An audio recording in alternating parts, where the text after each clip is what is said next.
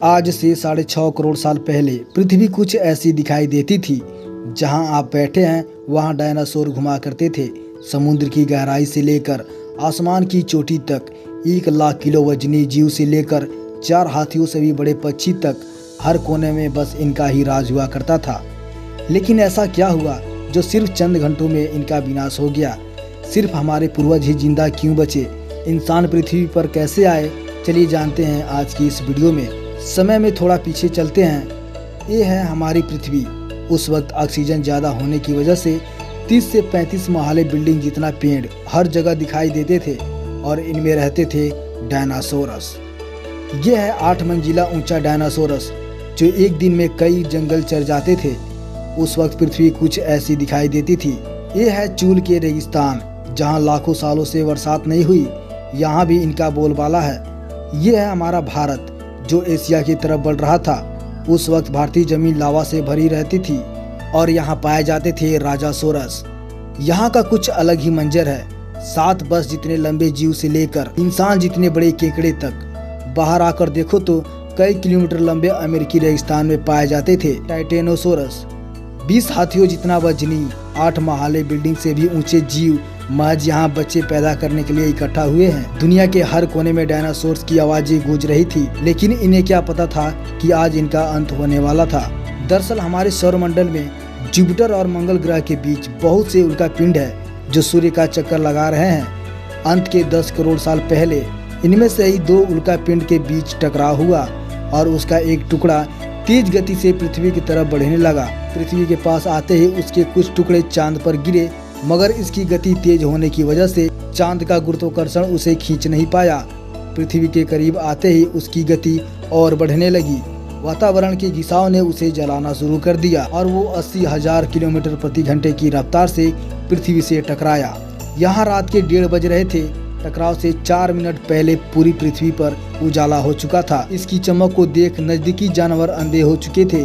गिरने से पहले ही वहाँ का पानी सूख गया। गिरते ही उस पिंड से निकली ऊर्जा आज के 10 करोड़ परमाणु बम के बराबर थी। इससे निकल रही 6000 सेल्सियस की गर्मी आसपास के जानवरों को भाप बना के उड़ा दिया।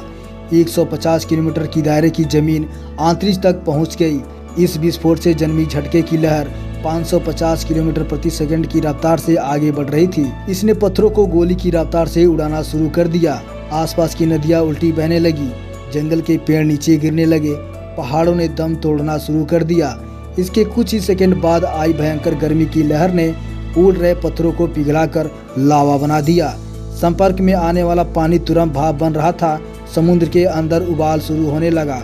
पलक झपकते ही जंगल सूख रहे थे। जानवरों का शरीर उबल रहा था, लेकिन अभी तो सिर्फ शुरुआत हुई थी। टकराव से हजारों टन मलबा अंतरिक्ष में पहुंचा था जो गुरुत्वाकर्षण की वजह से पृथ्वी पर चारों तरफ फैलकर पृथ्वी पर गिरने लगा। उसमें भी आग लगी हुई थी और जहां ये गिर रहे थे वहां कई किलोमीटर तक विनाश हो रहा था। टकराव ने पृथ्वी को भी अंदर से हिला दिया था, जिससे कुछ ही सेकंड में पृथ्वी पर भूकंप आना शुरू हो गया।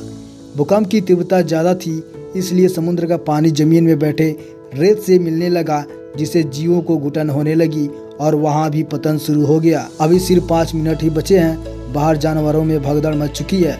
घटना स्थल पर पैदा हुई गर्म धूल और मिट्टी तेजी से आगे बढ़ रही थी। बादलों में धूल जाने की वजह से बिजली गिरनी भी शुरू हो चुकी थी। इस तूफान के बीच आने वाले हजारों टन वजनी जानवर और पेड़ हवा में उड़ रहे थे। कुछ ही देर में ये तूफान अफ्रीका तक पहुंचा, जिससे चूल्हे की रेगिस्तान वातावरण में मिलने लगी और वातावरण जहरीला होना शुरू हो गया। इसके पीछे टकराव ने समुद्र की पानी को बादलों से भी ऊंचा उठा दिया था, जिससे गर्म पानी की भयानक बाढ़ आ रही थी। 5 घंटे के अंदर पूरी पृथ्वी धूल और मिट्टी से ढक गई। पृथ्वी का औसत तापमान कई 100 डिग्री सेल्सियस तक पहुंच चुका था। पूरी दुनिया के जंगलों में आग लगी हुई थी और भूकंप ने जले हुए ज्वाला को उजागर कर दिया था। हर सेकेंड पृथ्वी गर्म हो रही थी, ऑक्सीजन कम हो रहा था। पृथ्वी पर जमी बर्फ पिघल रही थी और नदियों में बाढ़ आना शुरू हो चुका था। इस महाविनाश के बाद ज्यादातर जमीन में रहने वाले कीड़े मकोड़े और स्तनधारी जीव ही जिंदा बचे थे।